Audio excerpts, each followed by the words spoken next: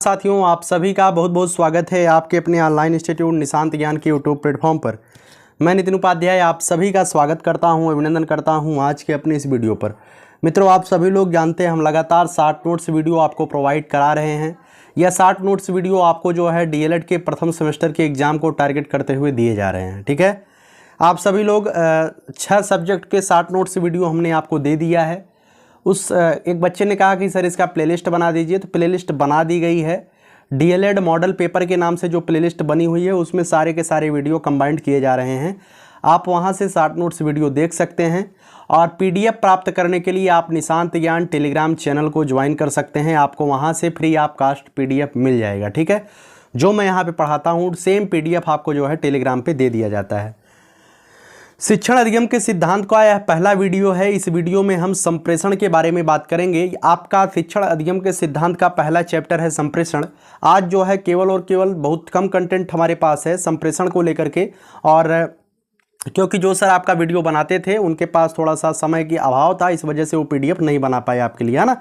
कल से कोशिश रहेगी कि आपके लिए जो कंटेंट रहे वो बेहतर तरीके से, मतलब ज़्यादा से ज़्यादा कंटेंट आपको डिलीवर किया जाए। चलिए शिक्षण अधिगम के सिद्धांत को पढ़ना प्रारंभ करते हैं। मित्रों, शिक्षण अधिगम का मतलब होता है कि हम किस तरीके से, ध्यान से सुनिएगा, कि हम किस तरीके से सीखेंगे। क्या सीखेंगे कि बच्चों को हम किस तरीके से सिखाएं, यह सीखना जो होता है वह होता है शिक्षण अधिगम के सिद्धांत। मित्रों, पहला चैप्टर है संप्रेषण। संप्रेषण की जो इंग्लिश होता है कम्युनिकेशन। ठीक है, तो जो कम्युनिकेशन होता है, कम्युनिकेशन की उत्पत्ति जो है लैटिन के कम्युनिस शब्द से हुआ है, जिसका अर्थ होता है सामान्य या कॉमन। ठीक है, जिसका अर्थ होता है सामान्य या कॉमन, अर्थात संप्रेषण एक ऐसी प्रक्रिया है जिसमें व्यक्ति परस्पर सामान्य अवबोध के माध्यम से सूचना का आदान प्रदान करता है। हम और आप बातचीत कर रहे हैं तो इसका मतलब हम और आप संप्रेषण कर रहे हैं, कम्युनिकेशन कर रहे हैं। यही होता है जब 2 व्यक्ति, 3 व्यक्ति, 2 या 2 से अधिक व्यक्ति आपस में संप्रेषण करते हैं, कम्युनिकेशन करते हैं, वही होता है संप्रेषण। ठीक है, चलिए एडगर डेल ने क्या कहा है संप्रेषण के बारे में, तो इन्होंने कहा है कि संप्रेषण का अर्थ है परस्पर विचारों एवं भावनाओं को साझेदारी करना। सही बात है, एडगर डेल ने कहा है कि संप्रेषण का अर्थ यही होता है हम अपने विचार और भावनाएं आपको दें और आप अपनी विचार और भावनाएं हमें साझा करें। यही होता है एडगर डेल के मतलब कि इनके अनुसार संप्रेषण। हर्बर्ट साहब ने कहा कि शिक्षा का प्रमुख कार्य विचारों, तथ्यों एवं सूचनाओं को शिक्षार्थियों तक पहुंचना होता है। जी बिल्कुल होता है कि शिक्षण का सबसे प्रमुख कार्य ही यही होता है कि हम शिक्षण कर रहे हैं तो अपने शिक्षण विधि, अपने अंदर जितना टैलेंट है, हम उस टैलेंट को किस तरीके से बच्चों के अंदर प्रोवाइड करा रहे हैं, बच्चों के अंदर डिलीवर कर रहे हैं, होता है शिक्षण। ठीक है, शिक्षण की प्रमुख कार्य। तो संप्रेषण के माध्यम से ही यह सब संभव है, बिना संप्रेषण के हम यह सब नहीं कर सकते हैं। संप्रेषण के महत्व के बारे में मित्रों ध्यान रखिएगा। संप्रेषण का क्या महत्व है? संप्रेषण सदैव गत्यात्मक प्रक्रिया होती है, अर्थात गत्यात्मक का मतलब संप्रेषण सदैव गत्यात्मक होता है, अर्थात संप्रेषण ऐसा नहीं होता है कि हम अपने मन में बोल दें। कम्युनिकेट जो हम बातचीत कर रहे हैं वो गति ही न करें, अर्थात हम दूसरे से दूसरे से कम्युनिकेट न करें तो संप्रेषण हम कर ही नहीं रहे हैं। ठीक है, यह द्विवाही प्रक्रिया है। संप्रेषण बिल्कुल द्विवाही है। हम अपने आप से बातचीत करने लगेंगे तो उसी दिन हम अपने आप को पागल घोषित कर लेंगे, है ना। जब भी आप बातचीत करिए 2-3 लोगों से मिलकर के बातचीत करिए, ऐसा नहीं कि अकेले में बैठ करके बातचीत कर रहे हैं। संप्रेषण वह नहीं होता है, वह होता है कि आप मानसिक रूप से दिव्यांग हो रहे हैं। इसमें 2 पक्ष होते हैं, एक संदेश देने वाला होता है और दूसरा संदेश ग्रहण करने वाला होता है। आप भी जो है रात को सोने के टाइम बातचीत कहीं करते होंगे या सुबह करते होंगे, दिन भर में करते होंगे, वो आपके ऊपर है, क्योंकि आप लोग बहुत आगे हैं। कुछ बच्चे ऐसे कमेंट हमारे पास पर्सनली मैसेज करते हैं, कब क्या बताएं, है ना। तो होता है लोगों के साथ, आप अपने संदेश जो है दूसरे के संदेश तक पहुंचाते हैं। आप आप क्या होते हैं, आप ट्रांसफर्ड होते हैं, क्या कहा जाता है उसे यार, और जो ग्रहण करता है उसे हम रिसीवर बोलते हैं, है ना। तो होता है, यह एक उद्देश्यपूर्ण प्रक्रिया होती है। इसमें प्रत्यक्षीकरण समावेशित होता है और संप्रेषण के मुख्य 4 कार्य होते हैं। कौन कौन से होते हैं? सूचना प्रत्यक्ष करना संप्रेषण का महत्वपूर्ण कार्य है। संदेश प्रेषित करना संप्रेषण का महत्वपूर्ण कार्य है। परस्पर विश्वास जागृत करना, मित्रों सबसे बड़ी बात होती है कि परस्पर विश्वास जागृत करना, यह जो है संप्रेषण का महत्वपूर्ण कार्य होता है। अगर हम आपसे कम्युनिकेट कर रहे हैं तो निश्चित रूप से आप इससे बातों को हमारे साथ अपने ऐसे विचार या भावनाएं हमसे साझा करें जिससे आप हमारा विश्वास आप पर और आपका विश्वास हम पर बना रहे, ठीक है। और अगर कम्युनिकेशन थोड़ा सा भी लूज होता है तो विश्वास खत्म हो जाता है। समन्वय स्थापित करना, हम और आप मिलकर के एक समान समन्वय स्थापित करने का प्रयास करते हैं संप्रेषण के माध्यम से। मित्रों, संप्रेषण प्रक्रिया के तत्व कौन कौन से होते हैं? तो संप्रेषण प्रक्रिया में निम्नलिखित तत्वों का होना आवश्यक होता है। क्या क्या होता है? संप्रेषण का संबंध क्या होता है? भौतिक संदर्भ होता है, स्कूली शिक्षा, कक्ष आदि, ठीक है। सामाजिक संदर्भ क्या होता है? कक्षा अथवा विद्यालय अथवा विद्यालयी वातावरण या सामाजिक संदर्भ होता है। मनोवैज्ञानिक संदर्भ क्या होता है? औपचारिकता और अनौपचारिकता। समय संदर्भ क्या होता है? दिन का समय तथा समय की अवधि। मित्रों, संप्रेषण का संबंध इसमें बताया गया है कि भौतिक संबंध क्या होता है। भौतिक संदर्भ में संप्रेषण स्कूल में होता है, शिक्षा कक्ष में होता है। सामाजिक संदर्भ में हम समाज से जो कुछ कम्युनिकेट करते हैं, सामाजिक वातावरण से, विद्यालयी वातावरण से। मनोवैज्ञानिक संदर्भ क्या होता है? मनोविज्ञान में कुछ हम औपचारिक रूप से सीख जाते हैं, कुछ अनौपचारिक रूप से सीखते हैं।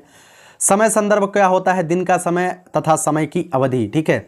चलिए, संदेश स्रोत क्या होता है? मित्रों, व्यक्ति शिक्षक घटना जो शाब्दिक अशाब्दिक संकेत प्रदान करते हैं संदेश स्रोत कहलाते हैं।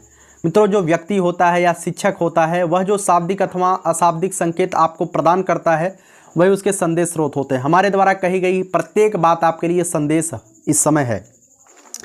संदेश क्या होता है? यह एक उद्दीपक है जो संदेश भेजने के लिए प्रेषित करता है, ठीक है। संप्रेषण का माध्यम क्या होता है? संप्रेषण का माध्यम ये होता है, भैया एक मिनट हट नहीं रहा है, हाँ। संप्रेषण का माध्यम वह साधन जिसके द्वारा कोई संदेश स्रोत से संदेश प्राप्त करने वाले तक पहुंचता है, उसे कहते हैं संप्रेषण का माध्यम। जैसे आप मोबाइल से जो है किसी से बातचीत करते हैं तो वहाँ मोबाइल आपके संप्रेषण का माध्यम हो गया। आप व्हाट्सएप से सोना बाबू के पास चैटिंग कर रहे हैं तो वह आपके संप्रेषण का माध्यम हो गया, ठीक है।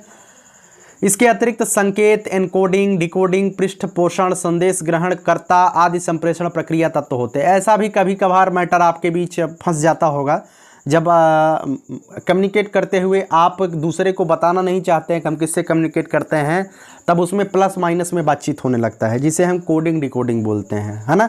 बात कुछ दूसरी करेंगे, अगला व्यक्ति उस कोड को जानता है, वो समझ जाएगा क्या कोड है, ठीक है। ये होता है संप्रेषण का माध्यम।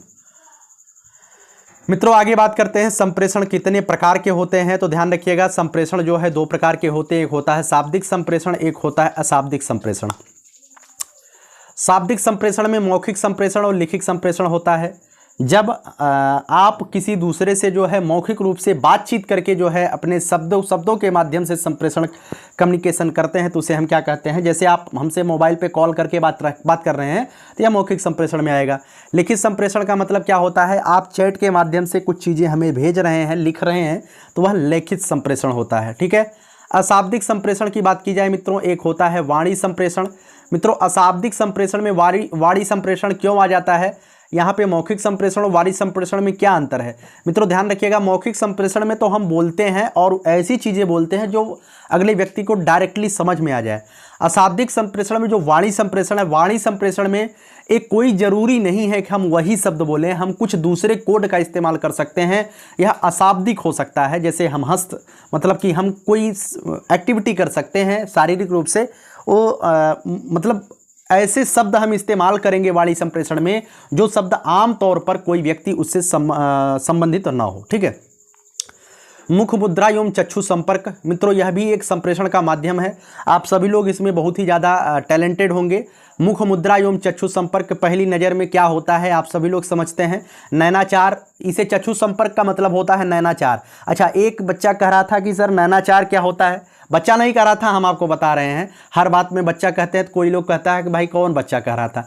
मित्रों, चक्षु संपर्क का मतलब होता है जो गाना बनता है नैनाचार होगा। नैनाचार का मतलब हमारी दो आंखें और आपकी दो आंखें जब मिलती हैं तो चार आंखें हो जाती हैं। इसे ही हम मतलब कि बोल देते हैं कि नैनाचार होना। मित्रों, नैनाचार होना यह जो है आपके लोकोक्ति और मुहावरे में भी पूछा जाता है। मुख मुद्रा, आपको देख करके कोई मुस्किया दी, इसका मतलब ये नहीं है कि वह आपके मतलब कि कांटेक्ट में है, समझ लीजिएगा। वो सबको देख के मुस्कुराती है, जिसे आपको देख के मुस्कुराती है वैसे सबको देख के मुस्कुराती है। तो मुख मुद्रा से आप मत समझिएगा कि आपका काम सही है, काम गड़बड़ भी आपका हो सकता है, ठीक है। चलिए स्पर्श संपर्क की बात करें मित्रों, स्पर्श संपर्क बहुत मतलब कि फायदेमंद कर रहे हैं। स्पर्श संपर्क भी एक संप्रेषण का माध्यम है। अगर कोई प्रेम से आपको जो है संपर्क कर रहा है तो आपको समझ में आएगा, तो हमें प्रेम से, एक पशु को भी आप प्रेम से संपर्क करेंगे, स्पर्श करेंगे तो समझ जाएगा कि हमें प्रेम दे रहा है। और अगर आप उसे आप समझ सकते हैं कि किस तरीके से स्पर्श संपर्क होता है। ज़्यादा बताएंगे तो इधर उधर जाता है, बच्चे कहते हैं कि आप इधर उधर ज़्यादा बातचीत करते हैं। प्रभावी संप्रेषण के तरीके कौन कौन से होते हैं? संप्रेषण में प्रभावशीलता निम्न बातों पर निर्भर करती है। पहला है संप्रेषण स्रोत का बल तथा गुणवत्ता। मित्रों, जिस संप्रेषण स्रोत के माध्यम से आप जो है मतलब कि संप्रेषण कर रहे हैं उसके अंदर गुणवत्ता होनी चाहिए। ऐसा नहीं कि आप बोल कुछ रहे हैं, दिखाया कुछ और जा रहा है। जैसे कि हम ये वीडियो बना रहे हैं, इस वीडियो में हमारी बातों को दबा करके कोई अनाप शनाप बात चला दे तो यह संप्रेषण की, हमारी जो संप्रेषण स्रोत है इसकी गुणवत्ता में कमी आ जाएगी और हम जो है बदनाम हो जाएंगे। दूसरा है संप्रेषण सामग्री की गुणवत्ता और स्वभाव। मित्रों, संप्रेषण सामग्री की गुणवत्ता भी बराबर होनी चाहिए। वही बात है संप्रेषण माध्यम और वातावरण जन्य परिस्थितियां, ठीक है, यह संप्रेषण के प्रभावशील बनाती हैं। ये जो बातें मैंने लिखा है यहाँ पर, कक्षा संप्रेषण को प्रभावशाली बनाने के लिए संप्रेषणकर्ता में निम्न संप्रेषण होना चाहिए। जैसे अगर आप शिक्षक बनेंगे तो आप जो है क्या होंगे, आप संप्रेषणकर्ता होंगे। और आप जब संप्रेषणकर्ता होंगे तो आप कक्षा में बैठ करके, कक्षा में जा करके ऐसा नहीं है कि केवल और केवल भौकाल मारेंगे, है ना, भौकाल तो मारेंगे नहीं, आप पढ़ाई से रिलेटेड बातचीत करेंगे। तो पढ़ाई से रिलेटेड बातचीत करने में आपके पास टैलेंट होना चाहिए। मित्रों, ज्ञान की अभिलाषा करना, अगर आपके पास ज्ञान, अच्छा शिक्षक ये होता है, जैसे कि अगर हम शिक्षक का वर्तमान में कार्य कर रहे हैं तो कोई ज़रूरी नहीं है कि हम आपको ही केवल सिखा रहे हैं। शिक्षा एक ऐसी प्रक्रिया होती है जिसमें हम मृत्यु पर्यंत सीखने और सिखाने की प्रक्रिया में होते हैं। हम कुछ आपको देते हैं और आपके माध्यम से हमें भी कुछ मिलता है, यह होता है शिक्षा। अर्थात अगर हमारे अंदर ज्ञान की अभिलाषा समाप्त हो जाएगी, उसी दिन हमारे अंदर से शिक्षक का गुण समाप्त हो जाएगा। हम एक तरीके से बर्बादी के कगार पर आ जाएंगे। आगे बात करें मित्रों, चिंतन, तर्क, कल्पना, निर्णय एवं सामान्यीकरण आदि चिंतन कौशलों से जुड़ी कार्य क्षमता होनी चाहिए। चिंतन, तर्क, कल्पना, निर्णय, ये सभी चीज़ें आपके अंदर होनी चाहिए, टैलेंट होना चाहिए। कक्षा नियंत्रण एवं प्रबंधन की कार्य कुशलता। कोई बच्चा अगर बदमाशी कर रहा है तो डायरेक्टली उसे डंडा उठा के मारना नहीं चाहिए, उसे समझाने का प्रयास करना चाहिए। और आपका जो प्रबंध सिस्टम होना चाहिए, जो मैनेजमेंट सिस्टम होना चाहिए, वो बेहतरीन होना चाहिए। कक्षा में किस तरीके से, किस किस कालांश में आप किस तरीके से कार्य करेंगे, और कक्षा के प्रथम 10 मिनट का प्रयोग कैसे करेंगे, लास्ट के 10 मिनट का प्रयोग कैसे करेंगे, ये चीज़ें आपके अंदर विकसित होनी चाहिए। तभी जाकर के एक अच्छी कक्षा शिक्षण का प्रभावशाली तरीका बन पाता है और एक अच्छा टीचर भी आप बन पाते हैं। मित्रों, शिक्षार्थी जो है शिक्षार्थी तथा उसके लक्ष्य को समझने में कार्यकुशलता होनी चाहिए।